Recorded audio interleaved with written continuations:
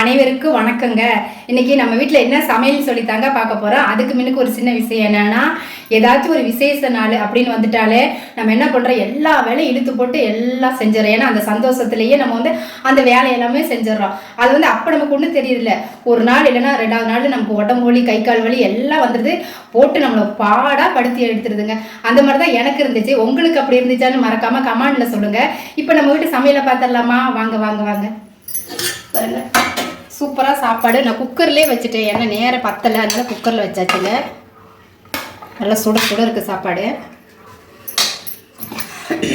அதுக்கப்புறம் பார்த்தீங்கன்னா சிறு பருப்பு போட்டு மணத்தக்காளி கீரை போட்டு கடைஞ்சிட்டேங்க. சூப்பராக இருக்கும், வயிற்று புண்ணுக்கு நல்லது. சூப்பரான ஒரு கடையிலுங்க. அதுக்கப்புறம் பார்த்தீங்கன்னா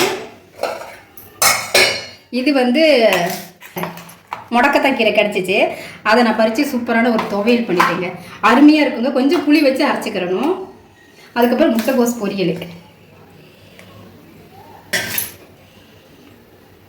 சூப்பரான ஒரு முட்டைகோஸ் பொரியலுங்க. பாருங்கள், இதான் நம்ம வீட்டு சமையலுங்க. சிறுபருப்பில் போட்டு மணத்தக்காளி கீரை போட்டு நல்லா கடைஞ்சிட்டேங்க. அதுக்கப்புறம் முடக்கத்தான் ஒரு துவையல் பண்ணிட்டேன். முட்டைகோசு கடலைப்பருப்பு போட்டு பொரியல் பண்ணிட்டேங்க. இதாங்க நம்ம வீட்டு சமையல். சமையல் பிடிச்சிருந்தா மறக்காமல் கமெண்ட்டில் சொல்லுங்கங்க. நெக்ஸ்ட் வீடியோவில் பார்க்கலாங்க. பாய்ங்க.